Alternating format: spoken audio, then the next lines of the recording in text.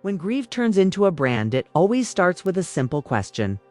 Not an accusation, not a conspiracy. Just a question that should have an easy answer. How are his parents doing?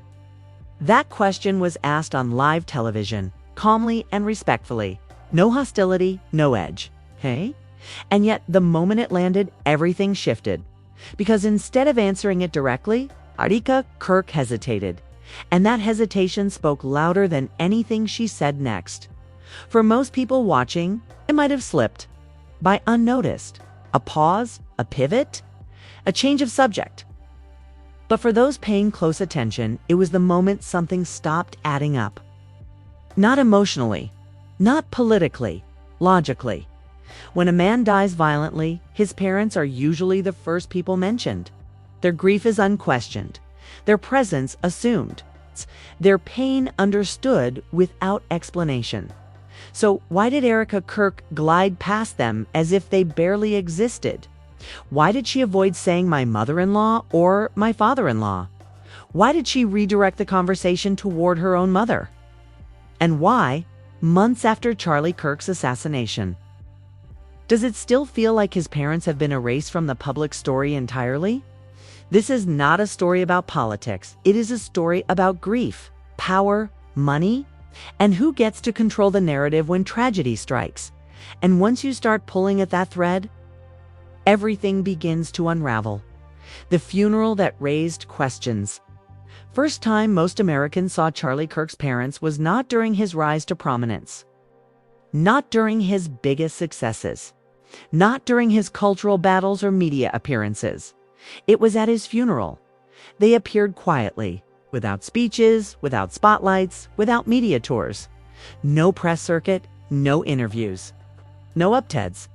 Just two parents burying their son. And then, almost as suddenly as they appeared, they vanished again. No statements, no interviews, no public presence.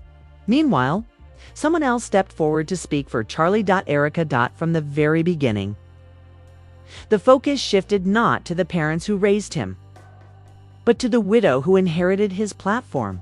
And that shift would only become more pronounced as time went on. The rise of the public grief toured within weeks of Charlie's death.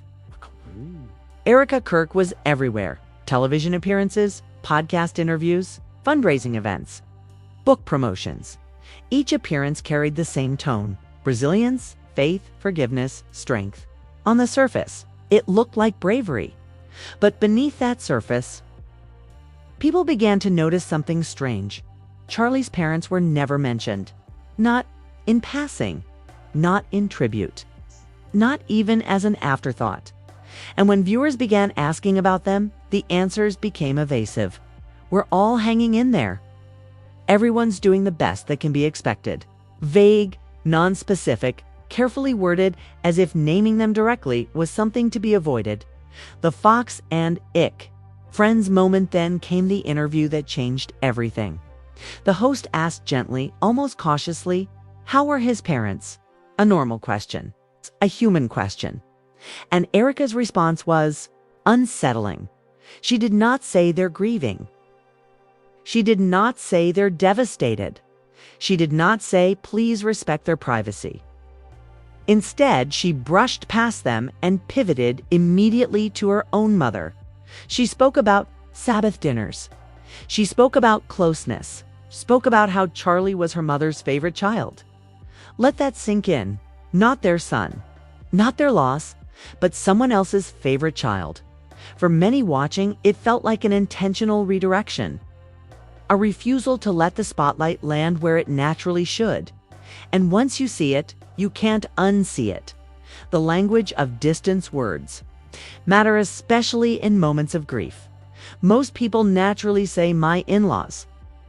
Most widows instinctively reference their spouse's parents. Charlie didn't. She spoke about Charlie's family as if they were a separate entity. She referred to chosen family instead. Turning Point USA. She said, was her family now? And that phrasing raised eyebrows. Because chosen family is something people say when biological ties are strained or broken. So the question became unavoidable. Why does Erica Kirk speak about Turning Point USA with more intimacy than she does about Charlie's parents?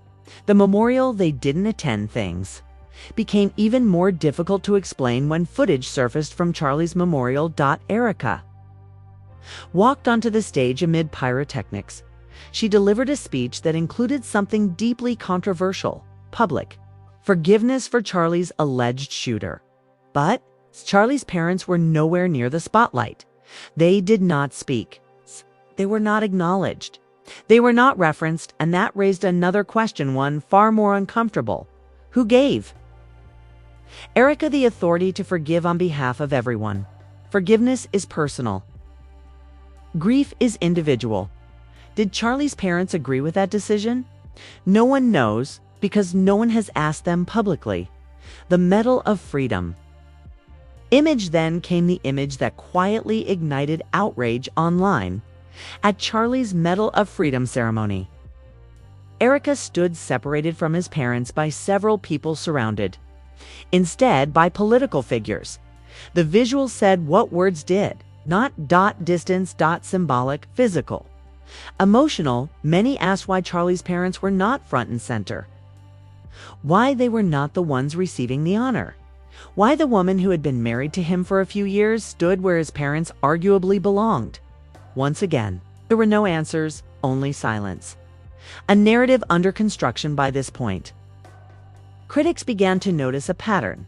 Erica Kirk was not just grieving publicly, she was curating the grief, controlling which details were highlighted, deciding who was visible and who was not, reframing Charlie's legacy through a very specific lens. And that lens always pointed back to one place: Turning Point USA. TPUSA was described as her support system, her refuge, her family, which would be touching if it weren't for what came next. The money, nobody can ignore. Here is where the story stops being emotional and becomes mathematical. Since Charlie's death, Turning Point USA has reportedly taken in over $100 million. That figure does not include an additional $40 million raised during a single event at Mar-A-Lago in less than 3 months. The organization reportedly brought in $140 million. Those are not speculative numbers. They are being repeated publicly by allies and critics alike. And yet, Erica went on national television to criticize others for making money discussing Charlie's death.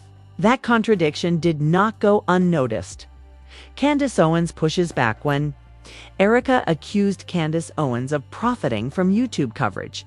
Candace responded with receipts, not emotion, not speculation, documents. She pointed out the obvious inconsistency. No one had financially benefited more from Charlie's death than the organization now being defended as family. And that's when things escalated. Because once money enters the conversation, intent is questioned. And once intent is questioned, silence becomes suspicious. Where are Charlie's parents now? This is the question that refuses to disappear. Where are they? Why have they not been centered in this story? Why does the narrative of Charlie Kirk's life and death seem to exclude the people who raised him? And why does every attempt to ask these questions get reframed as an attack on a grieving widow?